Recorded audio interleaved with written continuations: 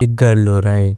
मैं थोड़ा सा आपका गर्ल साइड इस पॉडकास्ट में निकालना चाहता हूँ। जैसे तो जैसे आपकी पेरेंट्स स्ट्रिक्ट है या आप ऑलवेज टॉपर रहे हो, तो मतलब कि उन्होंने मतलब फोर्स किया आपको पढ़ने के लिए?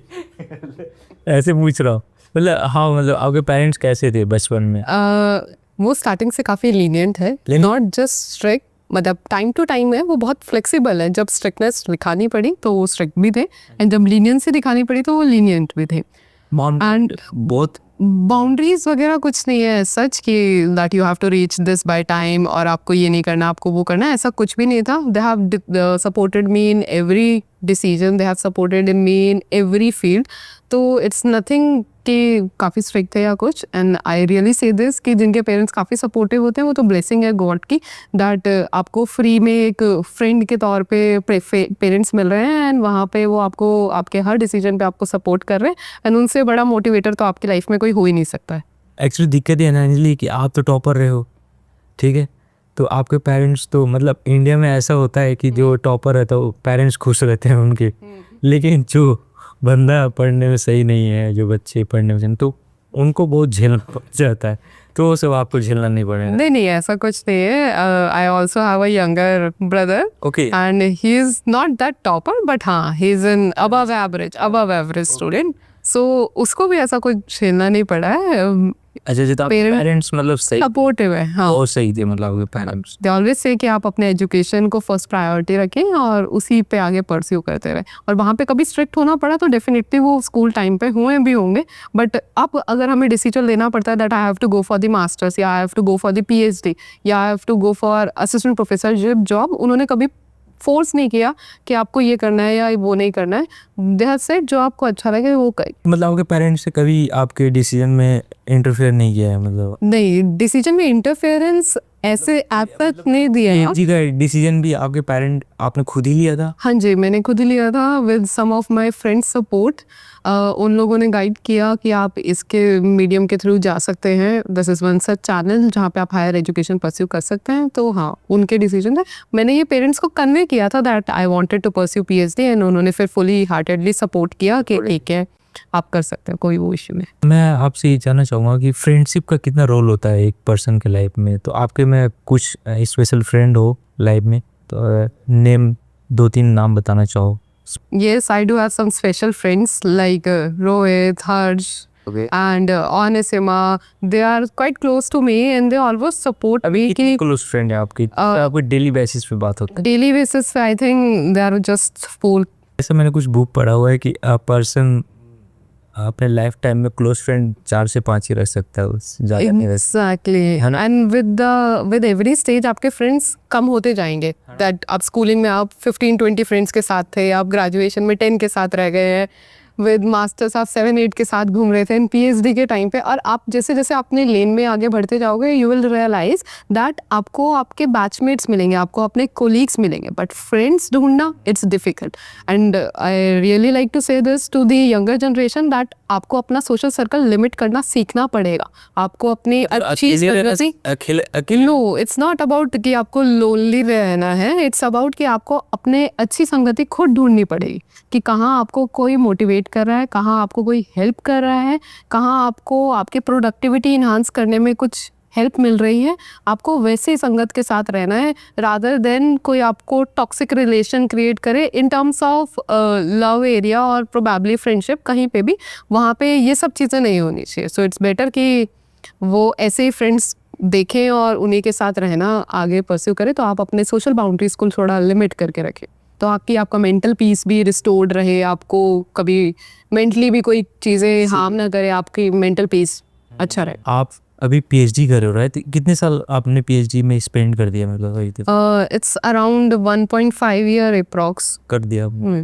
PhD आप कौन से सब्जेक्ट पे कर रहे हो? कुछ चूज करना है? हाँ जी, कॉमर्स के अंदर आपको नैरो डाउन करना पड़ेगा, आपको स्पेसिफिक डिसिप्लिन कौन सा चूज करना है। So I have decided to go in with the marketing and public policy.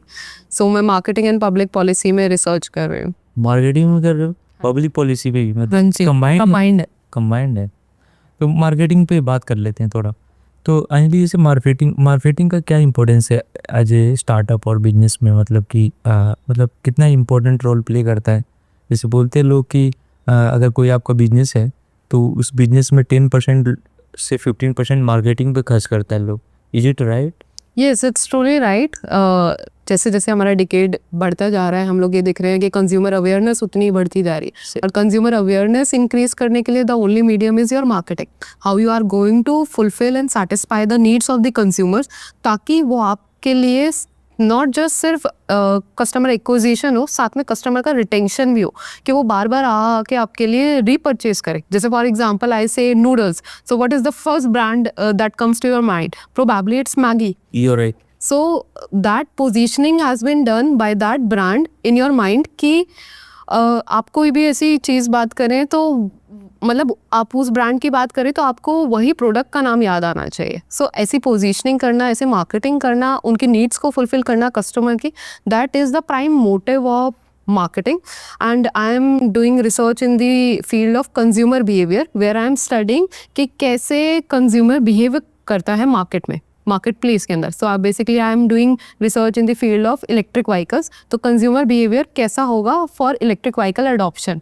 So as we are seeing कि इलेक्ट्रिक व्हीकल्स बढ़ते जा रहे हैं, and in the next decade we are going to say कि sustainability पे इतनी बात हो रही है, green marketing, sustainable marketing, everything like that. और हमें ये भी पता है कि transportation 30% of the air pollution is being caused by the transportation. और हम ये भी देख रहे हैं कि पब्लिक ट्रांसपोर्ट अब बिल्कुल DTC बसेस में देखो, आप स्कूल ट्रांसपोर्ट्स में देखो, EV आ गया है, सब में इलेक्ट्रिक व्हीकल्स आ गया है. So how consumer is reacting towards that. तो basically I am studying that thing. तो अंजलि, आप मुझे आप ये बताओ कि अभी क्या मतलब आपने क्या ऑब्जर्व किया इस चीज़ में कि अवर्स है Indian audience averse to electric vehicles हैं, या मतलब कि are interested in buying that for sir? तो बेसिकली अभी तो मैंने डेटा कलेक्ट नहीं किया है, but as far as literature is concern, जितना मैंने लिटरेचर पढ़ा है बाकी कंट्रीज में और अब इंडिया के कंटेक्स्ट में भी, अभी तक ये पता चला है कि यूजुअली सबसे बड़ा बैरियर इलेक्ट्रिक व्हीकल के लिए जो है दैट इज़ द कॉस्ट. उसकी कॉस्ट बहुत ज़्यादा है.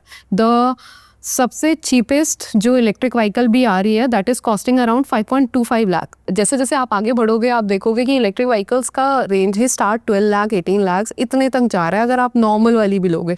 सो why a consumer is going to purchase a electric vehicle जब उसको वही चीज़ 5-6 लाख या प्रोबेबली 8-10 लाख में मिल जाएगा. सो वो ज़्यादा कर जा अभी भी पेट्रोल या डीजल व्हीकल्स की तरफ जा रहा है. बट हम अब ये भी देख रहे हैं कि गवर्नमेंट काफ़ी सब्सिडीज़ प्रोवाइड कर रही है. You're right. और गवर्नमेंट काफ़ी पॉलिसीज़ लेकर आ रही है. गवर्नमेंट ने DTC वगैरह बसेस में ये तो स्टार्ट किया कि आप प्राइवेट प्लेयर्स मिलके और प्राइवेट और पब्लिक पार्टनरशिप दोनों मिलके एक कंबाइंड एक एफर्ट लेकर आए हैं कि हाँ हम सस्टेनेबिलिटी की टुवर्ड्स मूव कर रहे हैं. तो वो चीज़ें दिख रही हैं कि हाँ गवर्नमेंट अपने एफर्ट्स कर रही है. कंज्यूमर अभी नहीं मूव करा, but definitely in the next decade तो डेफिनेटली अभी भी हम देख रहे हैं अगर 4 व्हीलर नहीं एटलीस्ट 2 व्हीलर्स तो काफ़ी हो गई है इलेक्ट्रिक व्हीकल के केस में. और चार्जिंग इंफ्रास्ट्रक्चर की भी बात करें तो अब बढ़ रहा है, इंफ्रास्ट्रक्चर हर जगह बढ़ रहा है कि हाँ वहाँ पे वो लोग चार्जिंग स्टेशंस बना रहे हैं, सब कुछ कर रहे हैं. तो येस, सो वो सब चीज़ें और सब्सिडीज़ मिल रही है अब तो कि 2 व्हीलर के केस में आपको 50,000 रुपीज़ सब्सिडी मिल रहा है, या 4 व्हीलर के केस में आपको 1 लाख 1.5 लाख तक की भी सब्सिडी मिल रही है. आप ट्रक ले रहे हैं अगर EV तो उस केस में भी आपको ज़्यादा सब्सिडी मिल रही है. इलेक्ट्रिक व्हीकल ट्रक भी आ चुका है? हाँ जी. Oh my God. तो मतलब इंडिया में मैंने देखा नहीं है. हाँ वो अभी अडॉप्टेड है ही नहीं हम लोग अभी इन चीज़ों के लिए. बट हाँ in the mean time in the mean decade वो होने वाला है चीज़ें.